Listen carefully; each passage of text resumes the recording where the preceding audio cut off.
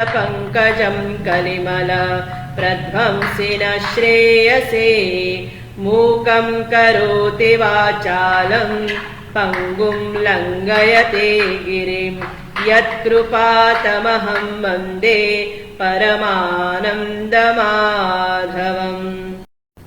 यं ब्रह्मा वरुणेन्द्ररुद्रमरुतः स्तुन्वन्ति दिव्यैस्तवे वेदै साङ्गपदः क्रमोपनिषदैः गायन्ति यं सामगाः ध्यानावस्थिततद्गतेन मनसा पश्यन्ति यं योगिनो यस्यान्तं न विदुसुरासुरगणाः देवाय तस्मै नमः, देवाय तस्मै नमः। पहला श्लोक फिर 25वें श्लोक से आरंभ करेंगे। ओम श्री परमात्मने नमः। अथ षष्ठोऽध्यायः। श्री भगवानुवाच अनाश्रितः कर्मफलं कार्यं कर्म करोति यः स सन्न्यासी च योगी च न निरग्निर्न चाक्रियः शनैः शनैरुपरमेत् बुद्ध्या धृतिगृहीतया आत्मसंस्थं मनः कृत्वा न किञ्चदपि चिन्तयेत् यतो यतो निश्चरति मनश्चञ्चलमस्थिरं ततस्ततो नियम्येतद् आत्मन्नेव वशं नयेत् प्रशान्तमनसं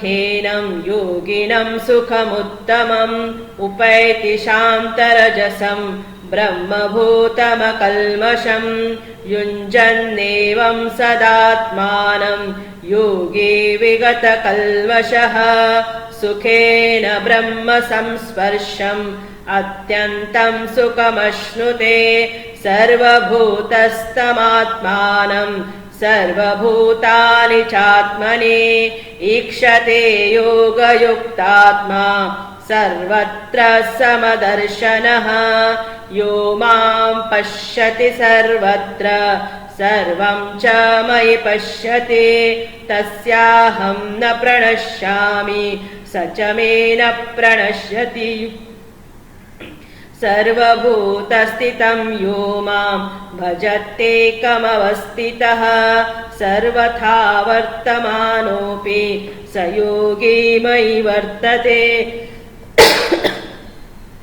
आत्मौपम्येन सर्वत्र समं पश्यति योऽर्जुन सुखं वा यदि वा दुःखं स योगी परमो मतः। अर्जुन उवाच योऽयं योगत्वया प्रोक्तः साम्येन मधुसूदन एतस्याहं न पश्यामि न चञ्चलत्वस्थितिं स्थिरां चञ्चलं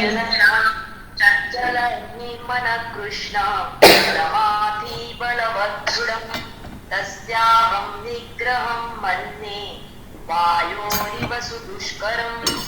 श्रीभगवानुवाच असंशयं महाबाहो मनो दुर्निग्रहं चलम् अभ्यासेन तु कौन्तेय वैराग्येण च गृह्यते। असंयतात्मना योगः दुष्प्राप इति मे मतिः वशात्मना तु यतता शक्यो वाप्तुं यात्पायत। अर्जुन उवाच हरि ओम भगवान Should I continue? No, we finished this much.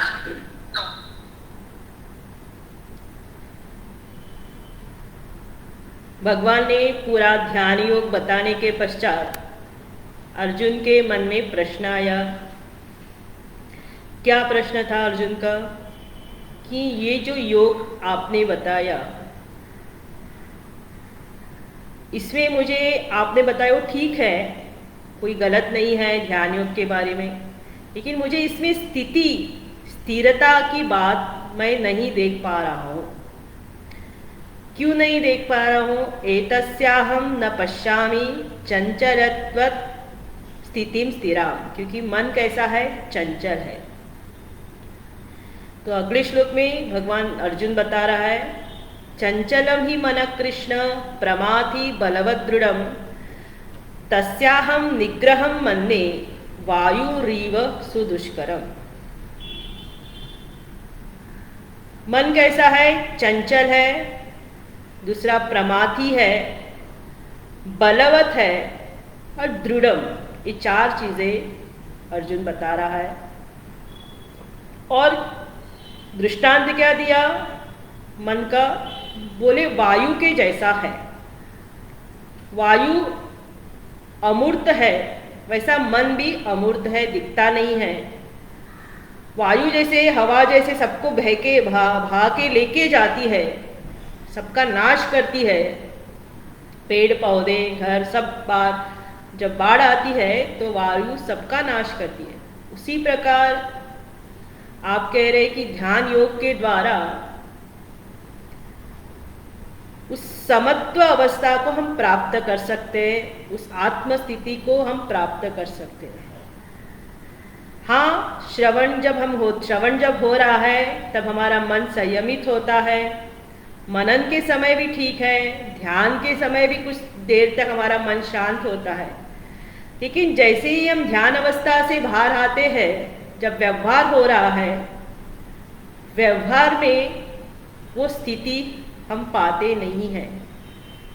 अंतःकरण में जो समझ है, वो कई बार पलट जाती है, वो ज्ञान पलट जाता है, वो ज्ञान उपलब्ध नहीं हो रहा है। मैं कितना भी प्रयत्न करूं तो भी इट इज नॉट पॉसिबल। इसलिए मुझे लग रहा है स्थिति इसमें स्थिर रहना, स्थिरता होना ये संभव नहीं है। तो यहाँ भगवान शंकराचार्य कृष्ण शब्द का अर्थ बहुत सुंदर देते हैं। कृष्ण यानी कृष्ण इति कर्षते विलोकनार्थस्य रूपम भक्तजन पापादि कर्षणात्। जो कर्षण करता है, जो आकर्षित करता है, जो हमारे मन को खींचता है, उसे कहते हैं कृष्ण। तो खींचकर क्या करता है भगवान? भक्तों को जब हमको भगवान खींच देता है तो वो भक्त भगवान की ओर दौड़ता है। और जब भक्त बनता है, भक्त बना तो ऐसा नहीं कि उसके पाप नष्ट हो गए, इसलिए कहा भक्तजन पापादि दोष आकर्षणात्। पापादि, पाप और आदि यानी विकार। भक्त हो गए यानी पाप नष्ट हो गए, ऐसा कभी मत समझना है। और विकार चले गए, जब हम भक्त हो गए तो विकार नष्ट हो गए, ये भी संभव नहीं है। तो विकार तो रहेंगे, तो विकारों का नाश और पापों का नाश कौन करता है? भगवान कृष्ण।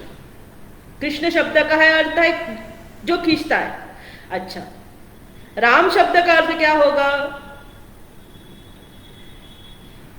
राम यानी रमण करना, जिसमें हम रमण करते हैं।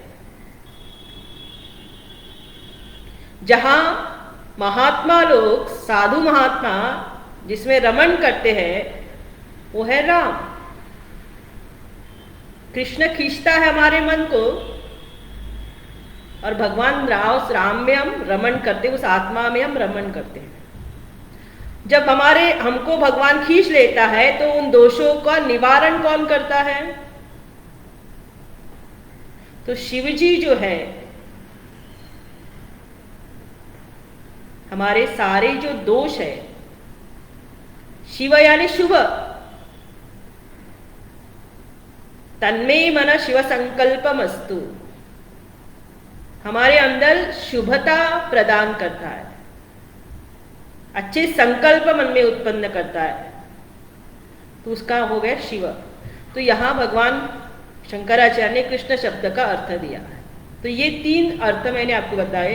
लेकिन अभी मन के ऊपर हम फिर से विचार करेंगे। मन के 3 दोष है। एक तो मन में बहिर्मुखता है, दूसरा मन का दोष है चंचलता, और तीसरा दोष है स्थूल पदार्थों में जाना। शरीर भी चंचल है और मन भी चंचल है। अगर शरीर चंचल है लेकिन मन अगर स्थिर है, शरीर में कुछ रोग हुआ लेकिन मन अगर स्थिर है, तो उसका परिणाम हमारे चित्त पर होता नहीं है। लेकिन शरीर ठीक है, शरीर के अंग ठीक है, लेकिन मन अगर अस्थिर है तो शरीर को भी वो ठीक रहने नहीं देता। तो मन हमारा क्या होता है, बाहर जाता है, बाहरी चीजों में जाता है, एक जगह टिकता नहीं है। दूसरा, मन क्या करता है, विषयों को ग्रहण करता है। तीसरा, विषयों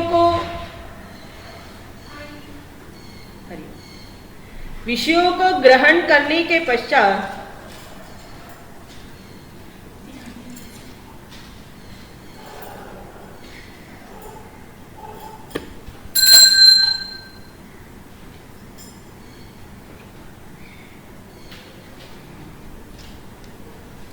विषयों को जब मन ग्रहण करता है तो उसी विषय में टिकता नहीं है, विषय बदलते रहेंगे एक ही जगह। Just sit this side. You can switch on the light.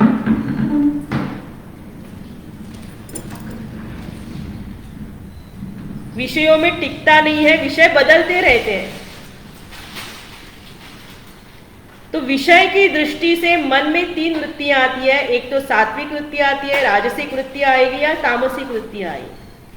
तो वृत्ति जिस वस्तु का आकार लेती है उस वस्तु को मन पकड़ता है और विषय बदलते रहेंगे। ये है मन का स्वभाव। फिर कहा प्रमाथी हमने कंट्रोल किया, संयम किया, प्राणायाम के द्वारा मन को शासन किया, लेकिन एक ऐसी वृत्ति आती है जो हमें, हमारे शरीर को, हमारे इंद्रियों को हिला देती है। इसलिए भगवान यहां पर शब्द बोलते हैं प्रमाथी यानी मथनी जैसा होती है ना। जब हम मथनी करते हैं तो वृत्तियां बाहर आती हैं। तो जब ध्यान करने बैठते हैं तो सारी वृत्तियां जो मन में है वो वृत्तियां बाहर आएंगी और वृत्ति हमारे मन को खींचकर विषयों की ओर लेके जाएगी। हमारे इसलिए कहा बलवत, उस समय हमारा कोई फोर्स ऐसा होता है, वो बल इतना होता है वृत्तियों का, विषयों का, कि मन को शांत रहने नहीं देता, मन को देह वस्तु में जाने नहीं देता। दृढ़ता पूर्वक वो मन को खींच लेता है। तो ये मन का क्या हो गया, अभ्यास पड़ा है, बहिर्मुखता का अभ्यास मन को पड़ा है। तो क्या अभी प्रश्न आया कि ये मन का अपना स्वभाव है, चंचलता, बहिर्मुखता, स्थूल चीजों में जाना। अगर आपको कहे कि गीता पढ़े तो आप पढ़ नहीं सकते। गुरुजी इसका एक उदाहरण दृष्टांत देते थे। लेकिन सड़क में अगर आपको सारी गाड़ियां हॉर्न बज रहा है, उसी सड़क में आपको किसी ने कहा कि नोट गिनो और उसमें से आपको 40% आपको मिल जाएंगे उन नोट में से, तो आप वहां पर इतनी आवाज आ रही है तो आप वो नोट गिन सकते हैं। लेकिन गीता पढ़ने को कहा जाए तो पढ़ नहीं सकते। क्यों? क्योंकि उसमें आपकी रुचि नहीं है। वहां पर रुचि है, जहां मन रुचि है वहां मन एकाग्र होगा, जहां रुचि नहीं है वहां मन एकाग्र नहीं होगा। जब हम सिनेमा देखने जाते हैं, वो अगर सिनेमा अच्छा है, हमारे रुचि के अनुसार है, तो हम वहां पर हमको आनंद आएगा। अगर हमारे रुचि के अनुसार वहां कुछ हमको मिलता नहीं है तो मन टिकेगा नहीं। जैसे मेणबत्ती, अंधेरा जब होता है, किताब पढ़ नहीं सकते, लेकिन उसी मेणबत्ती के प्रकाश में हम पत्तों को देख सकते हैं, क्योंकि पत्ते खेलने में रुचि है। जहां रुचि है वहां हमारा मन अपने आप खींचा चला जाता है। तो ये रुचि जो है, विषयों के प्रति जो रुचि है, ये अभ्यास के द्वारा हमने उत्पन्न की है। रुचि अपने आप पैदा नहीं हुई है।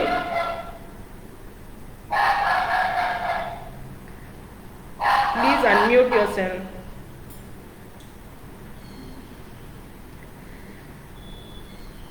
तो इसलिए भगवान कहते हैं ये स्वभाव नहीं है, अभ्यास के द्वारा हमारा मन बहिर्मुख हुआ है, मन चंचल हुआ है और मन स्थूल चीजों में जाता है, और उसी मन को स्थूल से हमें सूक्ष्म में लेके जाना है।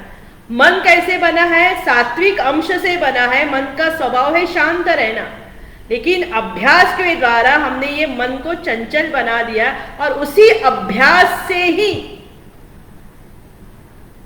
सही अगर हमने मन को अभ्यास दिया, सही रुचि अगर मन को दिलाई, तो वही अभ्यास के द्वारा उसी मन को हम अभ्यास के द्वारा हम संयमित कर सकते हैं। इसलिए भगवान कृष्ण क्या कहते हैं कि आप जो कह रहे हो सच है। असंशयम महाबाहो मनो दुर्निग्रहम चलम अभ्यासेन तु कौन्तेय वैराग्येन च गृह्यते। ये अपना हे अंश, इसमें कोई संशय की बात नहीं है। अर्जुन जो तुम कह रहे हो सब ठीक है। अर्जुन जो कह रहा था वो शास्त्र नहीं कह रहा, अर्जुन का अपनी प्रतिक्रिया है। न शास्त्र की प्रतिक्रिया है, न संतों की प्रतिक्रिया है। चंचलता के बारे में अर्जुन अपनी प्रतिक्रिया बता रहा था। जिस अर्जुन ने संयम से अपना जीवन जिया था, उस संयम के द्वारा उन्होंने सारे शस्त्रों को अपना अध्ययन किया था, शस्त्रों का बल प्राप्त किया था। उसी अर्जुन की स्थिति युद्ध भूमि में क्या हुई थी, उसका मन कैसे बिगड़ गया। इसलिए अपने मन को वो भगवान के सामने प्रकट करता है। यही विद्वानों की कला है। इसी को विद्वान कहते हैं। अमरकोश में इसको कहा है विद्वान। विद्वान यानी वो जो अपने दोषों को देखता है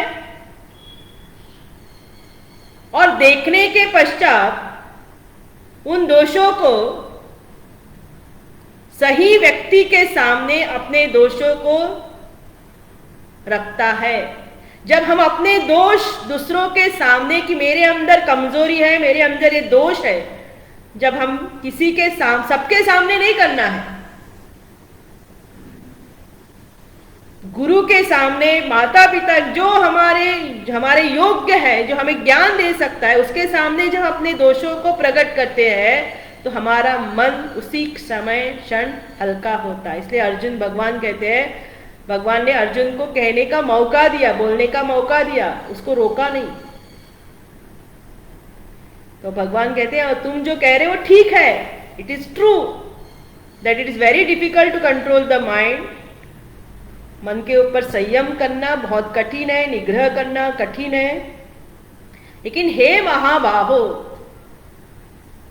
और भगवान अर्जुन को संबोधित करते महाबाहो, क्योंकि तुमने अपने बाहुबल से सबको जीत लिया है, तो ये भी तुम कर सकते हो। इसमें कोई संशय की बात नहीं है कि मनो दुर्निग्रहम चलम, मन को निग्रह करना कठिन है, लेकिन अभ्यासेन तु कौन्तेय वैराग्येन च गृह्यते। तो मन को नियंत्रित कैसे किया जाए, कल मैंने 3 चीजें बताई थी। पहला है, मन को अगर हमें नियंत्रण करना है तो सबसे पहला हमारा जीवन में धर्माचरण का जीवन हमें जीना चाहिए, righteous way of life. This is the first step to control our mind. दूसरा, मन को संयमित करने के लिए कहा भक्ति, भगवान की भक्ति करना, भगवान से प्रेम करना। जितनी भक्ति तीव्र हो जाती है, धीरे धीरे मन विषयों से परावृत्त होता है। और तीसरा कहा शरणागति। जब पूरी तरह से हम ईश्वर पर आश्रित होते हैं, लेकिन ये शरणागति जो है कई बार संभव नहीं हो सकती, क्योंकि मनुष्य को, व्यक्ति को, साधक को योग और क्षेम की चिंता हमेशा लगी रहती है, बनी रहती है। योग यानी चीजों को इकट्ठा करना। सुरक्षा के लिए हमको धन चाहिए, फिर उस धन की भी सुरक्षा करनी पड़ती है, क्योंकि आगे चलकर वही धन हमको उपयोग आता है। कुछ बिगड़ गया, कुछ स्वास्थ्य बिगड़ गया, कुछ घर में कुछ हो गया, तो वही उपयोग आता है। तो सुरक्षा की भावना, क्षेम की भावना, ये चिंता हमको लगी रहती है। लेकिन पूरी तरह जब शरणागत होते हैं ईश्वर से, तो ये योग क्षेम की चिंता स्वयं ईश्वर करता है। और जब शरणागति होती है तो वैराग्य की भावना आ सकती है। लेकिन अभ्यास महत्वपूर्ण है। अगर हमने अभ्यास ही नहीं किया, सतत हमने प्रयत्न ही नहीं किया, एक दिन बैठे ध्यान करने की मन लग जाएगा तो मन लगेगा नहीं, मन विषयों में जाता ही रहेगा। लेकिन सतत जब अब जो अभ्यास करता है, जो ध्यानाभ्यास करता है, उसे ही मालूम है कि मन क्या कर रहा है। हम भले ही जब ध्यान करने बैठते हैं, मन बोलते नहीं है, वाक के ऊपर हमने नियंत्रण किया, शरीर के ऊपर नियंत्रण किया, लेकिन हमारा अंतःकरण में बात होती रहती है। हम अपने आप से, भले ही हम कर्म करते समय, व्यवहार में भी हम अपने आप से ही बात करते हैं। That has to stop. वो शांत होना चाहिए। वो जो मन अपने आप से, जो हम अपने आप से बात कर रहे हैं, वो जब शांत होता है, ये कैसा होगा? इन तीनों अभ्यास के द्वारा। और वैराग्य भी चाहिए, केवल अभ्यास ही नहीं, वैराग्य की आवश्यकता है। और वैराग्य कैसा? विवेकपूर्ण वैराग्य। इसलिए आगे श्लोकों में भगवान कहते हैं कि असंयात्मना योगो दुष्प्राप्य इति मे मति वशात्मना तु यतता शक्यो वाप्तुम उपायतः। किसके लिए कठिन है और किसके लिए सरल है? जो अभ्यास करता है। अगर हम अभ्यास नहीं करेंगे, हम प्रयत्न नहीं करेंगे, तो मन को नियंत्रण में नहीं ला सकेंगे। लेकिन अभ्यास, इसलिए का असंयत आत्मा, जिसने प्रयत्न ही नहीं किया, जिसने असंयत आत्मा ना यानी जिसने प्रयत्न ही नहीं किया, मन को, अंतःकरण को शांत करने का प्रयत्न ही नहीं किया, उसके लिए योगो दुष्प्राप्य। उसके लिए ये जो योग है, कौन सा योग? ध्यान योग जो है, वो क्या है? इति में मति, वो कठिन है। It is not easy for him. मे मति, मेरी मति, भगवान कहते हैं ये मेरा मत है। जो अभ्यास नहीं कर रहा है, जो प्रयत्न नहीं कर रहा है, उसके लिए ये कठिन है। वशात्मना तु यता, लेकिन यति जो यत्न कर रहा है और वश करने की उस आत्मा को, जिसने वश करने का यानी नियंत्रण करने का प्रयत्न किया है, नियंत्रण करने के लिए कार्य करता है, अभ्यास के द्वारा प्रयत्न करता है, शक्यो अवाप्तुम उपायतः, उसके लिए ये योग शक्य है। उपायतः, कुछ ना कुछ उपाय वो करते रहता है। उपाय यानी क्या? ध्यानाभ्यास में उपाय यानी क्या होता है? जब मन ध्यान में हम ध्यान करने बैठते हैं तो 4 विघ्न मैंने जैसे बताए, लय, विक्षेप, कषाय और रसास्वाद। जैसे ही मन लय, निद्रा वृत्ति आती है, तो उपाय क्या करना है? प्राणायाम, अपने नाक को बंद करना है, श्वास लेना बंद करना है। जैसे ही श्वास लेना बंद करेंगे, आपकी निद्रा जो है तुरंत चली जाएगी। कुछ ना कुछ उपाय आपको, जैसे ही मन बाहर जाता है, वो उपाय आपको करना है। जैसे ये निद्रा आती है, आलस्य आता है, यॉर्निंग आती है, जमाई आती है, उस समय अपने प्राणायाम, प्राण वायु को रोक देना है तो तुरंत शरीर जो है सजग हो जाएगा, सतर्क हो जाएगा और निद्रा चली जाएगी। तो इस प्रकार से उपाय करते करते वह अपने मन को क्या करता है, वश में कर लेता है। तभी भगवान ने अर्जुन के प्रश्नों को उत्तर दे दिया। अर्जुन का जो प्रश्न था कि मन चंचल है, तो भगवान ने कहा अभ्यास और वैराग्य के द्वारा हम इस मन को संतुलित नियंत्रित कर सकते हैं। लेकिन अर्जुन अभी फिर से प्रश्न कर रहा है। इस पर भगवान शंकराचार्य का भाष्य थोड़ा सा मैं पढ़ती हूँ कि अर्जुन का प्रश्न क्या है। वो प्रश्न हम सभी मनुष्यों का प्रश्न है। क्या प्रश्न है? तत्र योगाभ्यास अंगीकरणेन परलोके इहलोके प्रतिनिमित्तानि कर्माणि संन्यासतानि योग सिद्ध फलम च मोक्ष साधनम सम्यक दर्शनम न प्राप्तम इति योगी योग मार्गात् मरण काले चलित चित्तः इति तस्य नाशम आशंक। अर्जुन का भी प्रश्न क्या है? एक प्रश्न था मन के बारे में, और अभी ये प्रश्न है कि जब हम साधना करते हैं, चाहे वो कर्मयोग हो, चाहे वो भक्ति हो, या ध्यान हो, या ज्ञान हो, जो भी हम साधना करते हैं, वो साधना करते समय साधना का जो अंतिम परिणाम है, परिणमन है, अपने स्वरूप को जान लेना, ब्रह्म रूप से एकरूप होना, उस तत्व से एकरूप होना, वो अगर हम होए नहीं और बीच में यात्रा करते समय हमारा शरीर छूट जाता है,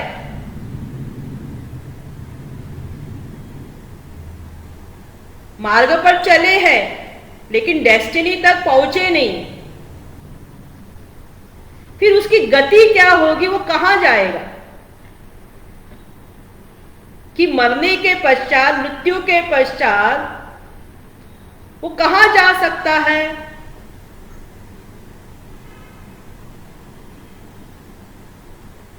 ये अर्जुन का प्रश्न है। अभी हम उस प्रश्न पर आएंगे। 37वां श्लोक। अर्जुन उवाच अयति श्रद्धयोपेतो योगचलितमानसः अप्राप्य योग संसिद्धि का गतिं कृष्ण गच्छति केचिन्नो भयविभ्रष्ट छिन्नाभ्रमिव नश्यति अप्रतिष्ठो महाबाहो विमूढो ब्रह्मणः पथि एतन्मे संशयं कृष्ण छेत्तुमर्हस्य शेषतः त्वदन्य संशयस्यास्य छेत्या न ह्युपपद्यते अयते श्रद्धयोपेतो योगोश्चलितमानसः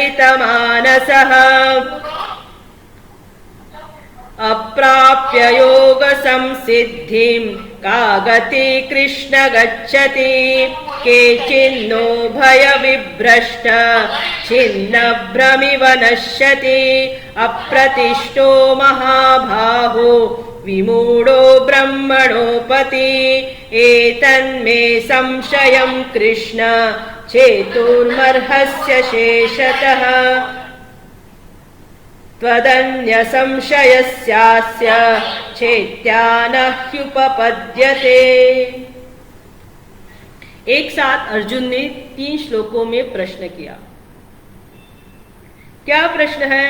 अयति श्रद्धया उपेता योगो चलित मानसः अप्राप्य योग संसिद्धि का गति कृष्ण गच्छति। उसकी गति क्या होगी? अयति यानी अप्रयत्नवान, लेकिन प्रयत्न में कमी है श्रद्धा उपेतो, श्रद्धा से भरा पड़ा है। योगोचलित, योग में चलने वाला, योगोचलित मानसः, यानी वरण किया है, लक्ष्य क्या है पता है, उस लक्ष्य पर जाना है ये भी पता है, लेकिन अयति है और श्रद्धा है। श्रद्धा है कि ये मार्ग सही है, इस पर ही चलना है, यही जानना है, जीवन का लक्ष्य ये है। श्रद्धा है, वरण है कि ये मुझे प्राप्त करना है, ये वरण भी किया है कि यही मुझे जानना है और कुछ नहीं जानना, ये भी किया हुआ है। लेकिन अयति, यत्न, जितना यत्न होना चाहिए उतना वो यत्न करता नहीं है। यत्न यानी प्रयत्न जितना होना चाहिए, उस साध्य को प्राप्त करने के लिए जो प्रयत्न होना चाहिए वो उतना प्रयत्न उसका होता हुआ दिखाई नहीं देता। अप्राप्य, तो क्या होता है? अप्राप्य योग समसिद्धि, योग की जो सिद्धि है, योग की सिद्धि यानी ब्रह्मात्मिक बोध जो है, आत्म स्वरूप में निष्ठा जो है, अप्राप्य, वो प्राप्य उसको, प्राप्त उसको होता हुआ दिखाई नहीं देता। तो हे कृष्ण, का गति, और क्या हो गया? उसका शरीर छूट गया। तो उसकी गति क्या होगी? यानी लक्ष्य क्या है वो पता है, वरण भी किया है, लेकिन जितना प्रयत्न करना चाहिए था उस लक्ष्य को प्राप्त करने के लिए, उतना उसका प्रयत्न होता हुआ दिखाई नहीं देता है। क्यों नहीं दिखाई देता है? वरण की शुद्धि है, श्रद्धा भी है। जो जिसने वरण किया है और अगर श्रद्धा नहीं है, उसकी बात नहीं हो रही है। यहां पर वरण भी है और श्रद्धा भी है, दोनों की कमी नहीं है, लेकिन प्रयत्न की कमी है। तो प्रयत्न की कमी क्यों पड़ रही है, ये अभी प्रश्न आता है। प्रयत्न की कमी इसलिए हो रही है कि अभी भी मन में चंचलता है, अंतःकरण में चंचल, अंतःकरण का जो चंचल स्वभाव है, प्रमादी स्वभाव है, आलसी स्वभाव है, तामसी वृत्ति जो है, वो अभी भी अंतःकरण से पूरी तरह से चली नहीं गई। वरण है, श्रद्धा है, लेकिन प्रयत्न में कमी है, क्योंकि अभी भी भोग, मन जो है भोग में चला जाता है। मन को नियंत्रित वो नहीं कर सकता, इसलिए प्रयत्न में विफलता है। कभी करता है ध्यानाभ्यास, कभी छूट जाता है। तो जहां पर जाना चाहिए तो कर्म तो छोड़ गया, लौकिक जो व्यवहार था वो उसका क्या हो गया? छूट गया। और परलौकिक जो व्यवहार है वो भी उसका छूट गया। और जो प्राप्त करना था वहां पर भी पहुंचा नहीं, और वहां पर पहुंचना नहीं, और उसकी क्या हो गई? मृत्यु हो गया। उसकी गति को कहां जाएगा फिर?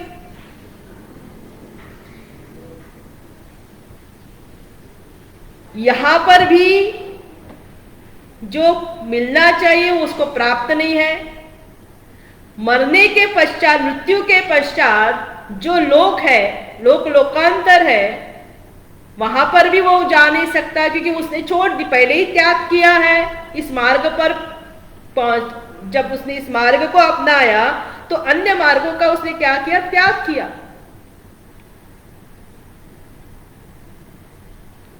और इस मार्ग पर भी वो ठीक से चला भी नहीं।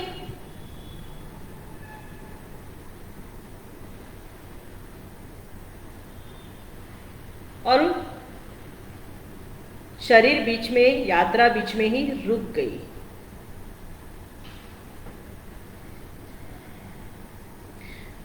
तो जब यात्रा रुक गई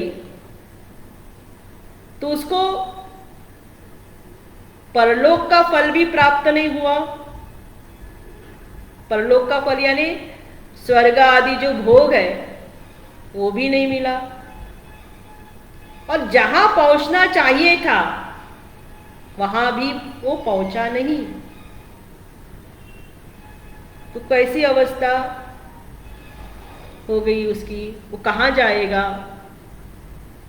मृत्यु के पश्चात उस कहां जा सकता है?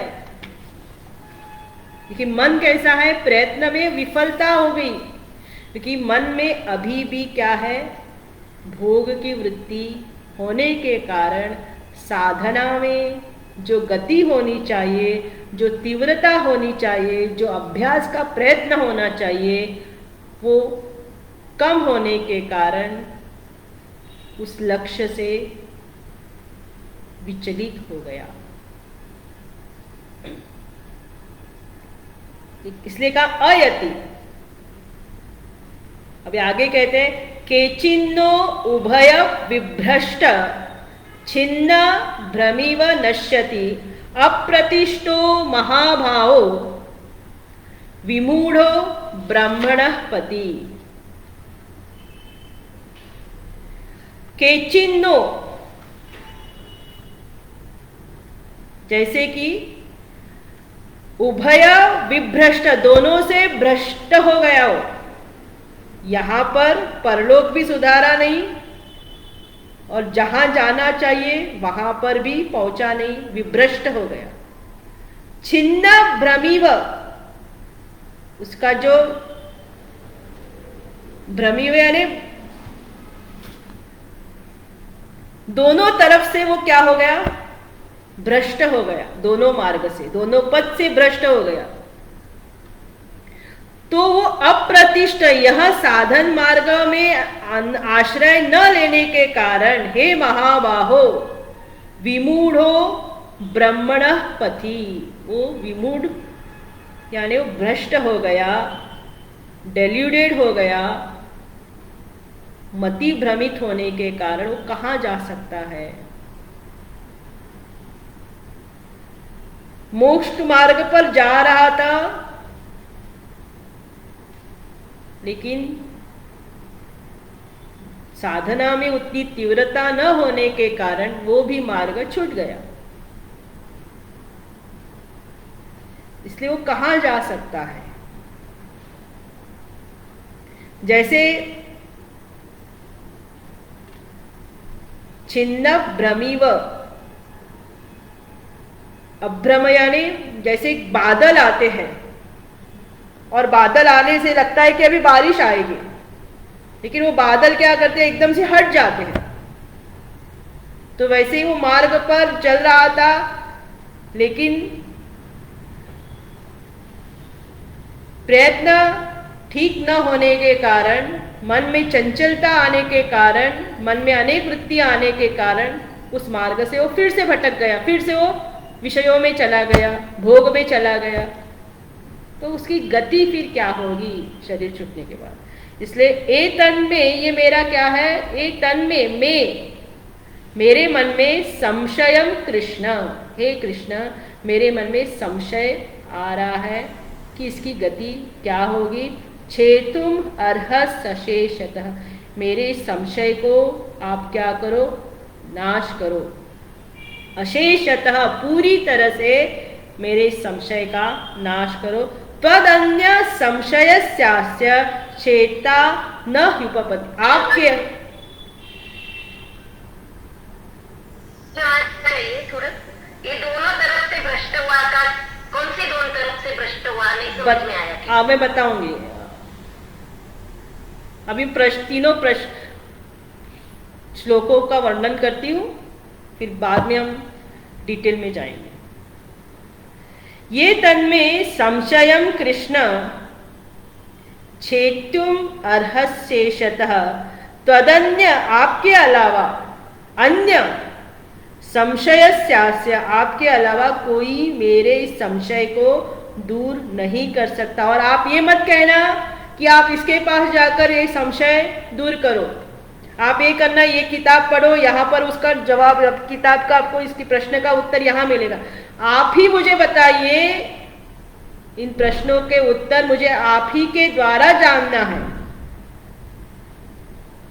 और इस संशय का निवारण आप ही कर सकते हैं। तो प्रश्न क्या था अर्जुन का? मन कैसा है?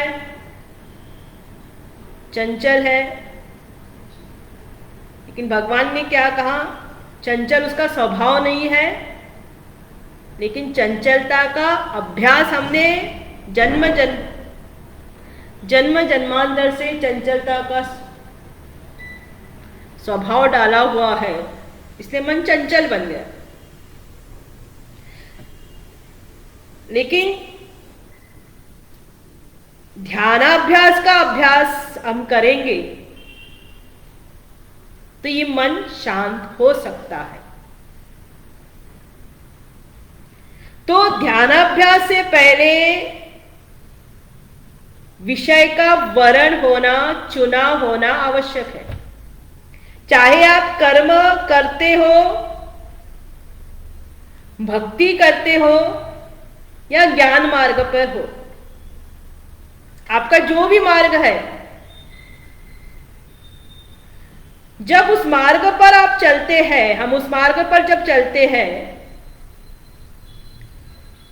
तो मार्ग पर चलते चलते जो उस मार्ग पर चलने पर जो प्राप्त होना चाहिए था, वो हमको प्राप्त होता नहीं है। जीव का लक्ष्य क्या है? The purpose of human being, मनुष्य जीवन का लक्ष्य क्या है? स्वरूप को जानना, अपने आप को जानना, उस तत्व को जानना, ये हमारा लक्ष्य है। भले ही ये लक्ष्य है, ये हम जानते हैं, उस पर श्रद्धा भी है। ईश्वर पर सबकी श्रद्धा है, ऐसा नहीं सभी की श्रद्धा नहीं है, श्रद्धा भी है। लेकिन उसको जानने के लिए जो प्रयत्न होना चाहिए था,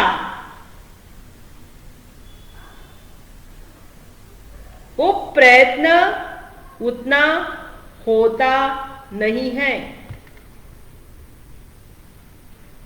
तो यहां पर जो प्रश्न है, लोक और परलोक की बात कर रही है। तो जब हम साधक जो साधारण जीवन जी रहा था, जब अध्यात्म मार्ग में प्रवेश करता है, अध्यात्म मार्ग पर जब प्रवेश करता है, उसको लक्ष्य पता चला है, उस लक्ष्य को प्राप्त करने के लिए वो जाता है। लेकिन सभी उस लक्ष्य तक पहुंचते नहीं है। हम ये समझ हमें पता होना चाहिए कि हम इसी जन्म में उस तत्व को जान सकेंगे, उस परमात्मा से मिल लेंगे।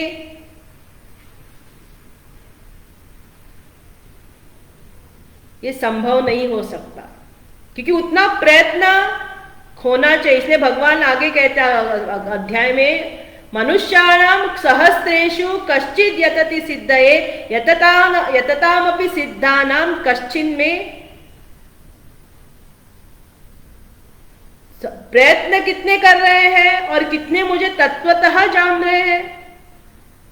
सहस्त्रों में, हजारों, लाखों में से कोई थोड़े हैं जो इस मार्ग पर चलते हैं, और इस मार्ग पर चलने के पश्चात कोई एक मुझे तत्वतः जान सकता है। तो जो बाकी का लोगों का क्या हो गया फिर? उसकी यात्रा रुक गई क्या?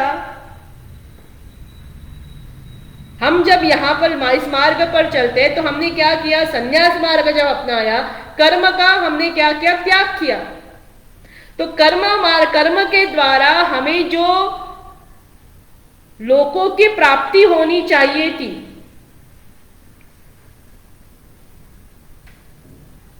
भोगों की जो वृत्ति प्राप्ति होनी चाहिए थी, वो भोग हमें प्राप्त नहीं हुए। और जहां मुझे पहुंचना चाहिए के लिए मैंने सब कुछ त्याग दिया था, उस मार्ग पर अगर मैं तत्पर नहीं हूं, व्याकुल नहीं हूं, उस मार्ग पर चलने के लिए मुझे उतनी तीव्रता नहीं है, गति में रोध है, और उस मार्ग पर मैं पहुंची नहीं, उस मार्ग पर भले ही मैं चल पड़ी हूं, लेकिन यात्रा अगर ठीक से नहीं हो रही है,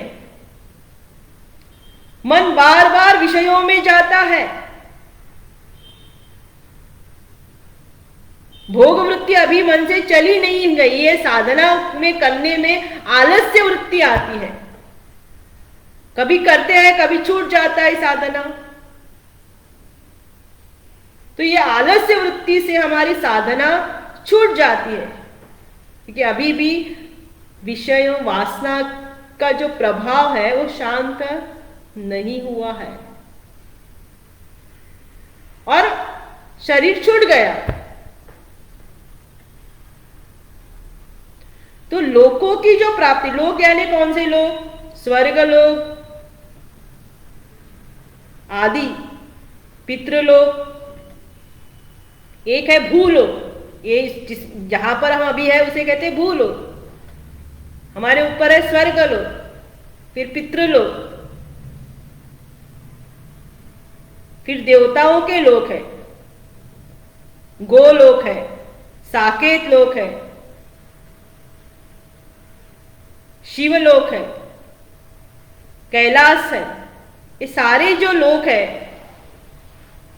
तो शरीर छूटने के पश्चात या तो जीव की अधोगति होती है या ऊर्ध्वगति होती है। अधोगति यानी नरक में जाता है, लेकिन जो साधक है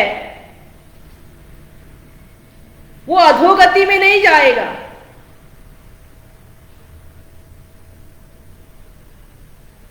या तो ऊपर जाएगा। इसलिए कहा अगर वो साधना कर रहा है, साधना मार्ग से पतित हो गया, तो फिर उसका क्या हो जाता है, ये प्रश्न है।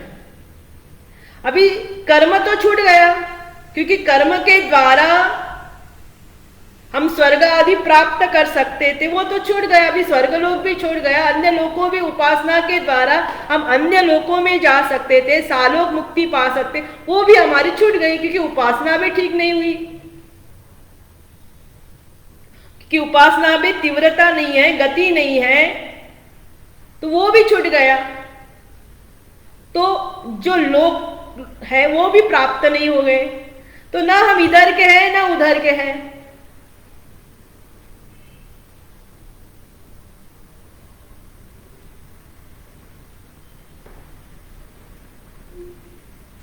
तो फिर जाएगा कहां, ये अर्जुन का प्रश्न है। समझ में आ रहा है? जिसको ये पता है कि यही जीवन नहीं है, इसके पश्चात भी जीवन है, जीव का प्रवाह नित्य है, मनुष्य जीवन ही आखिरी जीवन, इसके अलावा भी जीवन है, उसको अपने गति की चिंता लगी रहती, उसके लिए अर्जुन प्रश्न करता है। किसका प्रश्न है? साधक का प्रश्न है।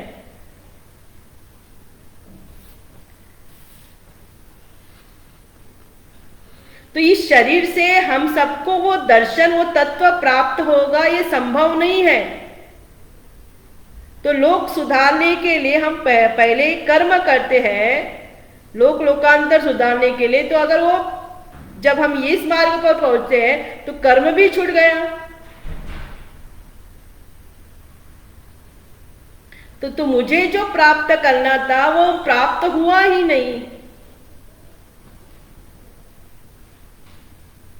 तो श्रद्धा है, लेकिन यत्न की यानी प्रयत्न की कमी होने के कारण जहां पहुंचना था वहां हम पहुंचे नहीं।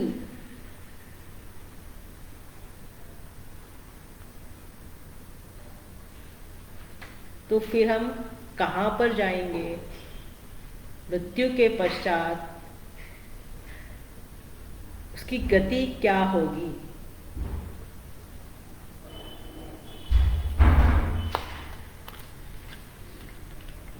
तो हाँ, चंचलता हमारा स्वभाव है, ये भी भगवान कहते हैं, लेकिन उसको अभ्यास के द्वारा हम परिणमित कर सकते हैं। चित्त में स्थूलता है, लेकिन सूक्ष्म चित्त को सूक्ष्म भी किया जा सकता है। चित्त में विमुक्ता है, बहिर्मुक्ता है, तो उसको अंतर्मुक्ता भी हम कर सकते हैं। विषय प्रेम है तो वैराग्य के द्वारा उस विषय प्रेम को भी कम कर सकते हैं।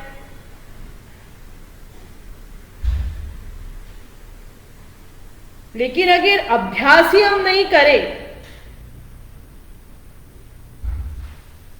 श्रद्धा है लेकिन अभ्यास ही नहीं करेंगे, तो हम वहां तक पहुंच नहीं सकेंगे। अभ्यास के द्वारा ही हम मुख्य जो वस्तु है उसको हम जान सकते हैं, लेकिन अभ्यास में ही कमतरता है। बार बार मन भोगों में जाता है, भोगों में जाने से मन भ्रमित होता है, तो फिर क्या होगा?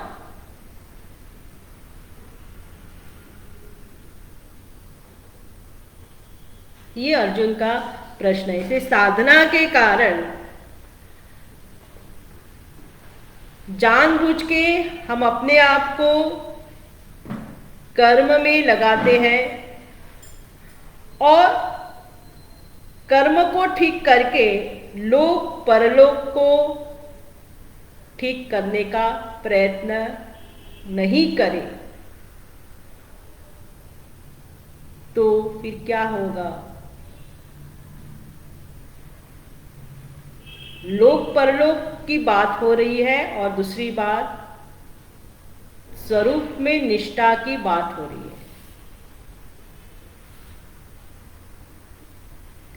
तो ये प्रश्न अर्जुन का है।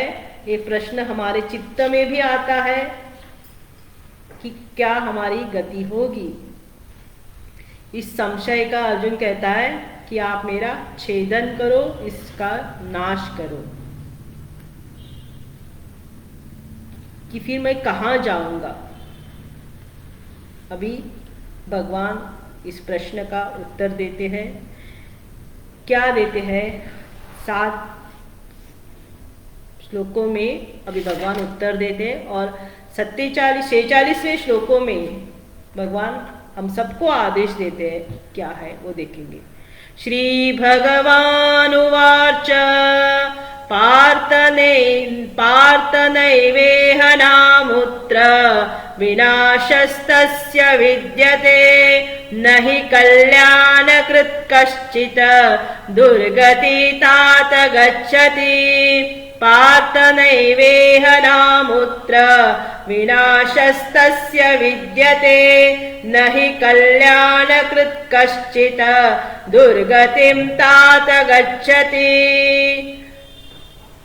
हे पार्थ, न इह न अमुत्र विनाशस्य तस्य विद्यते न हि कल्याणकृत् कश्चित् दुर्गतिम तात गच्छति। यहाँ भगवान अर्जुन को 2 नामों से संबोधित करते हैं। एक है पार्थ, दूसरा है तात। तात शब्द का भगवान शंकराचार्य क्या करते? तनोति आत्मानं पुत्र रूपेण इति पिता तात उच्यते।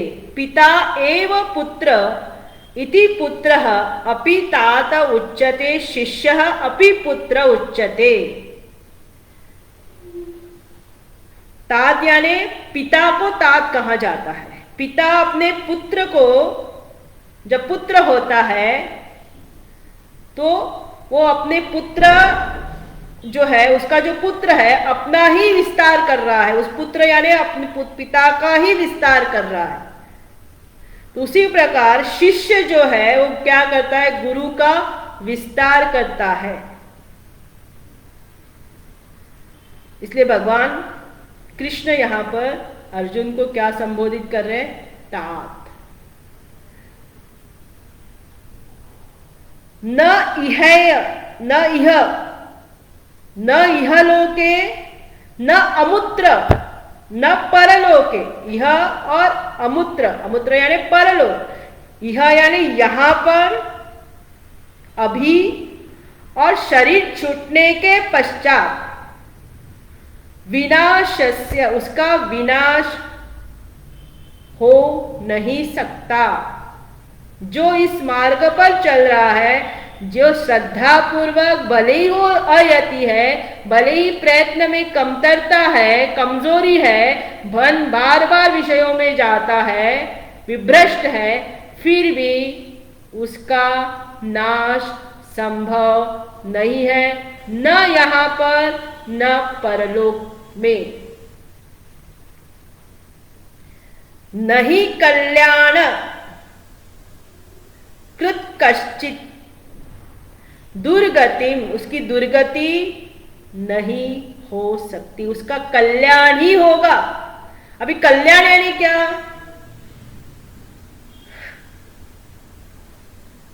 साउथ में कल्याण यानी कल्याण मंडप बोलते हैं ना, जैसे लग्न मंडप होता है वहां पर कल्याण मंडप बोलते हैं। यहां पर कल्याण यानी शुभ, शुभकृत कश्चित, नहीं यस्मात् कल्याणकृत यानी शुभ, उसका शुभ ही होगा, अशुभ नहीं होगा।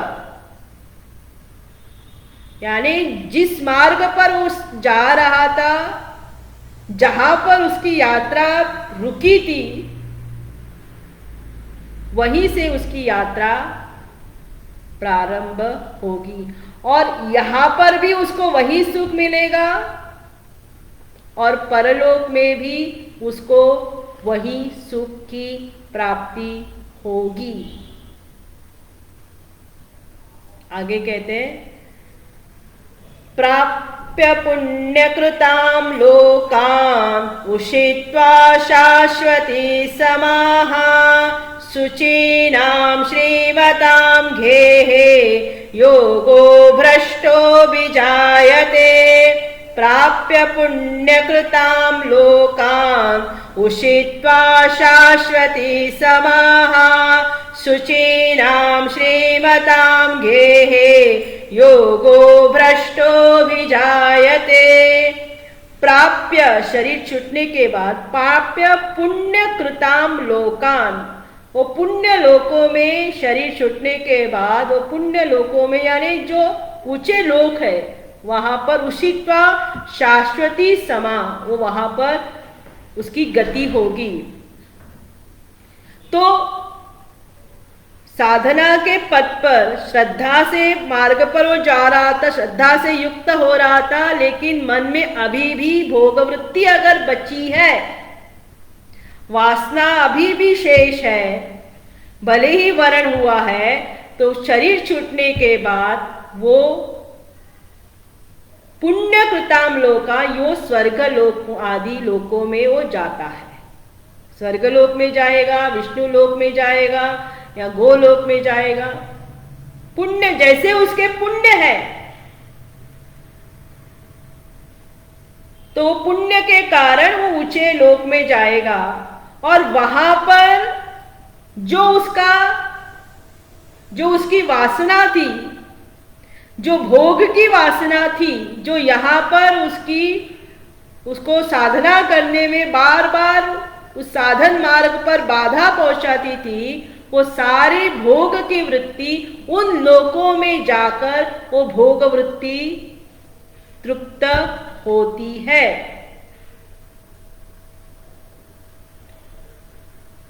जब वह भोग वृत्ति तृप्त होती है,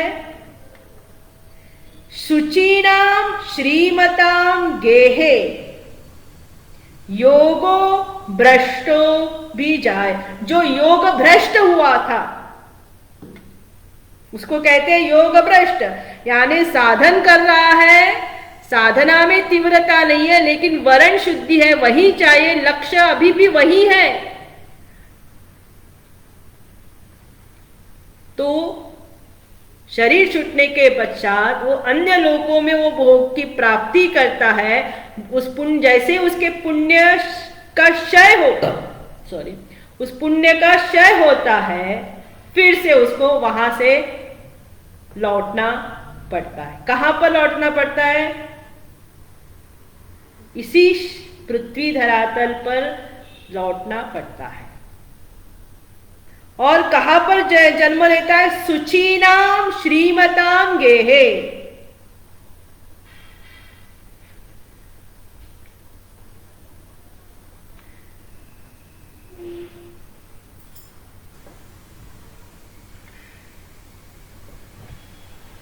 सुचीनाम श्रीमताम गेहे यानी श्रीमताम यानी विभूति मताम, यथोक्त कारिणाम, शुचिनाम यानी यथोक्त कारिणाम, श्रीमताम विभूतियताम गेहे गृहे। जो योग भ्रष्ट हुआ था वह साधक फिर से जब उसके पुण्य क्षीण होते हैं, फिर से वो शुचि यानी जहां पर जो धर्मनिष्ठ व्यक्ति है, श्रीमंत घर में उसका जन्म होता है। एक है सुचीनाम गेहे यानी जहां पर धर्मनिष्ठ व्यक्ति है, जहां पर साधन भजन हो रहा है, सत्संग आदि हो रहा है, ऐसे माता पिता के घर में ऊंचे कुल में उसका जन्म होता है। दूसरा है योगिनाम श्रीमताम,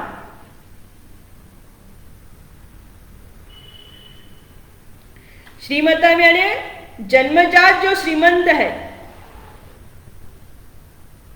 जो जिसका कुल ऊंचे कुल में उसका जन्म होता है, जिसके माता पिता धर्माचरण का जीवन जी रहे हैं, भले ही दरिद्रता है। दो प्रकार के लोग घर भगवान बता रहे हैं। एक है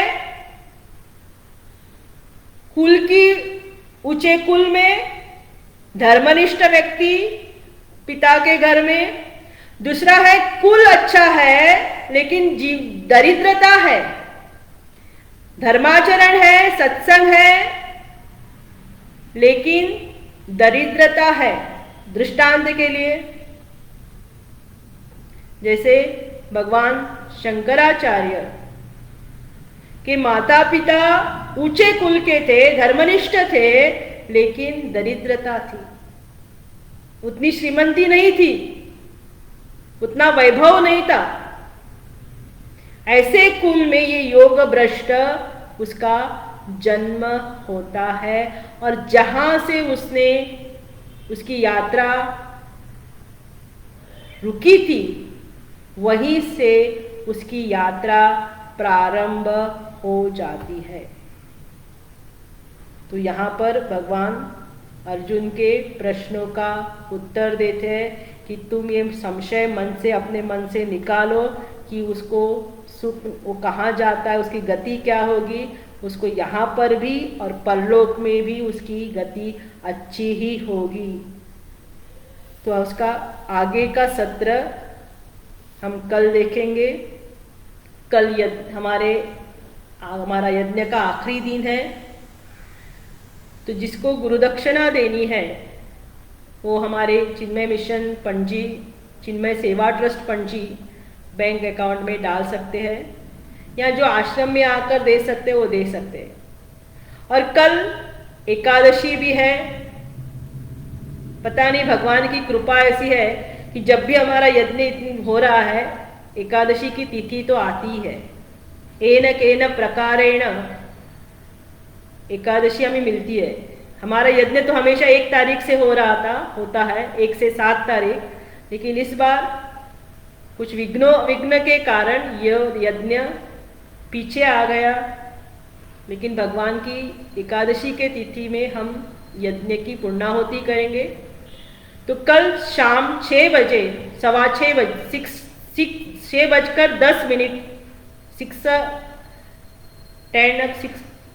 6 से बजकर 10 मिनट तक हम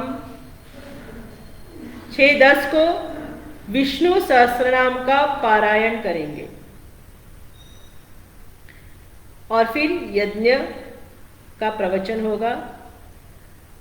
7वां अध्याय फरवरी के महीने में अगर सब कुशल रहा तो तीसरे वीक में या चौथे वीक में 20 तारीख को या 14 तारीख से हम आरंभ करेंगे। आपको इसकी जानकारी दी जाएगी और 1 मार्च को महाशिवरात्रि है, वो आपको आगे बताएंगे कार्यक्रम।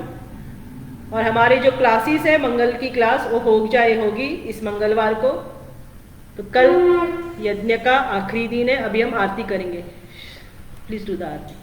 Please switch off the fan, down button, आखिरी बटन। ओम नमो भगवते वासुदेवाय। ओम नमो भगवते वासुदेवाय। ओम नमो पीछे, ओम नमो आखिरी बटन, ओम नमो आखिरी बटन। ओम नमो भगवते वासुदेवाय। ओम नमो भगवते वासुदेवाय। ओम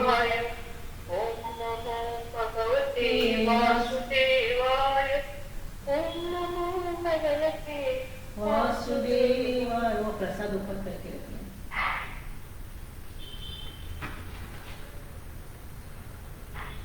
राजश्री अम्मा आरती शुरू कर।